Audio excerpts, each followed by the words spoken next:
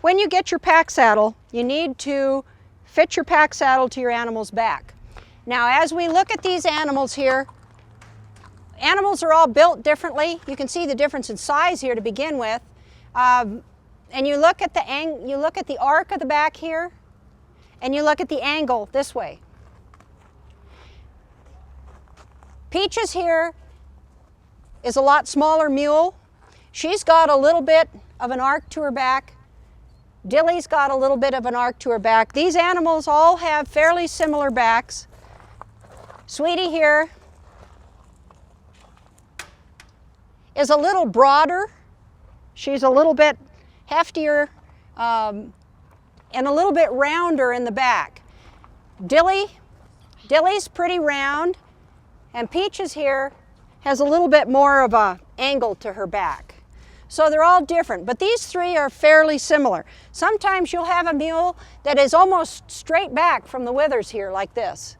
And they may be real angular, coming down like this rather than a round back. An animal that's got withers here that helps hold a saddle really makes it a lot easier to work with than if you've got one that's real mutton shouldered, and a lot of times you'll get that with a quarter horse cross for a mule. So what we do first is we'll take the saddle without a pad, and you look at the bars here, and we're going to set that on the animal's back and see whether it molds to the animal's back. Now, one thing you got to look at when you put the saddle on is whether you've got the front of the saddle to the front of the animal. Lots of times you'll get it on backwards if you're not paying attention.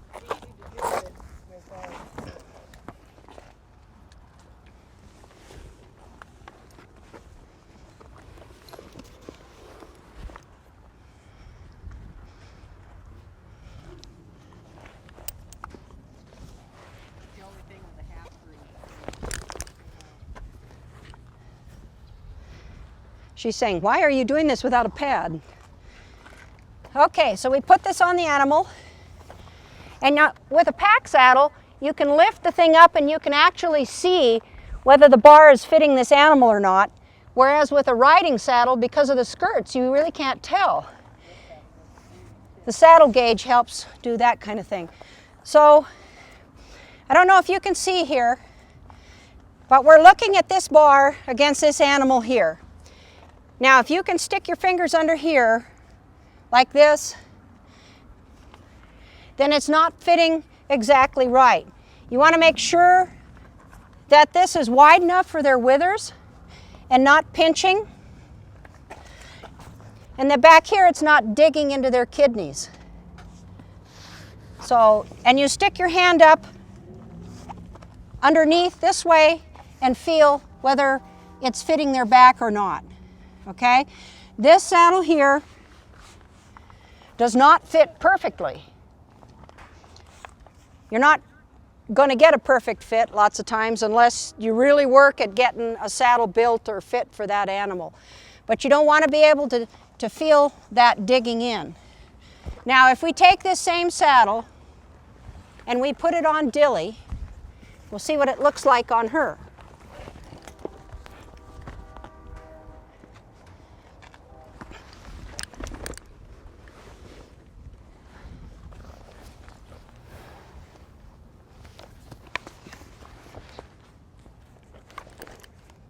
One thing we have to watch as well when you're putting a saddle on an animal is that you don't get it too far forward on their withers.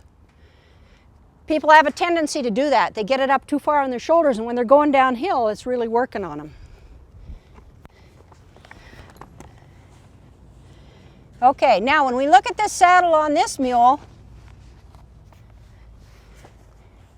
back here, this is a lot better on this mule in the back than it is on this mule. This is sitting flat, it's not poking down into her kidney area here.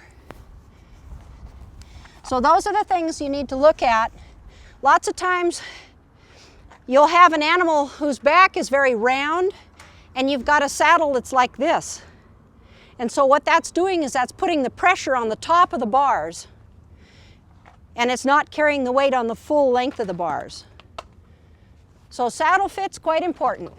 And if your animal gets to the point where they get cinchy or they don't like being saddled, very well could be saddle fit.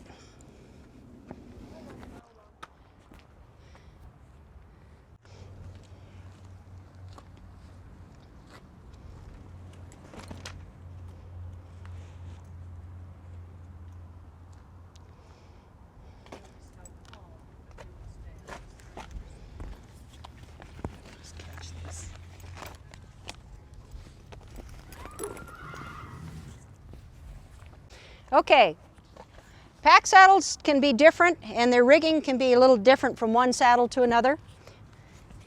This is Diane's saddle. First we just snug the cinch a little bit on them.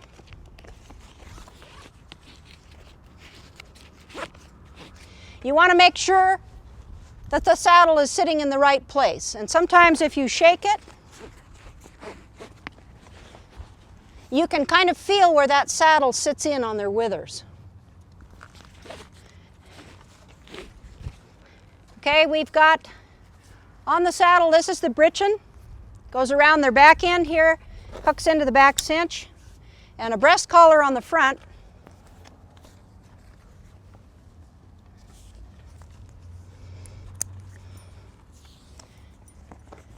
There's a reason for the breechin and the breast collar.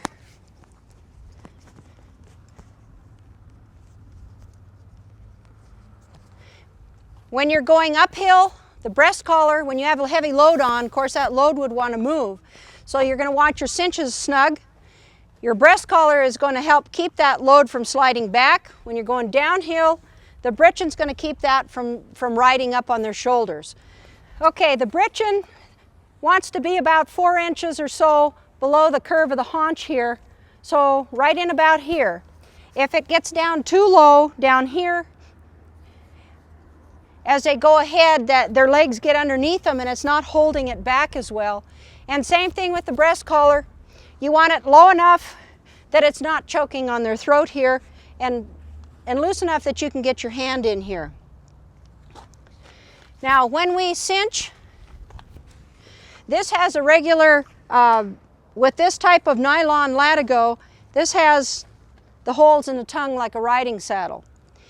On a regular latigo, you would pull it tight, and one of the things that I do that's a little different is instead of, I don't have these on the saddles that I use, I will take the end of the latigo and go right over the ring between the straps here and tie a slip knot like this.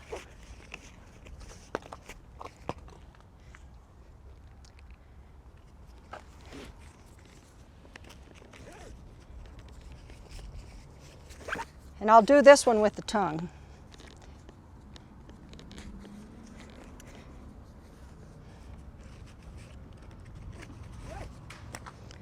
All right, the reason for tying off on the bottom rather than on the top like you might do with a riding saddle is that when you have a pannier, especially if it's a hard-sided pannier, against the animal, this can create a knot up here.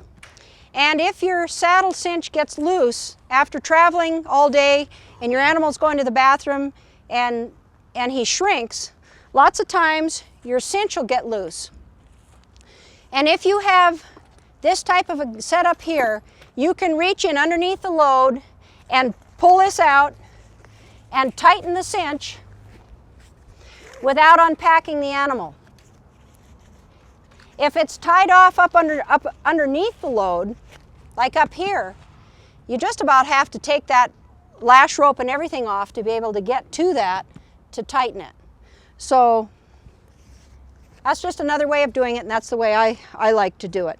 This type of saddle here has a tongue. You can do the same thing with it. You can get to that underneath the saddle because it's down below the load. This particular saddle here is a more traditional type pack saddle with the regular latigo here, rather than double cinch Well, this one has a double cinch too. Some saddles have a double cinch, some just have a single cinch on them.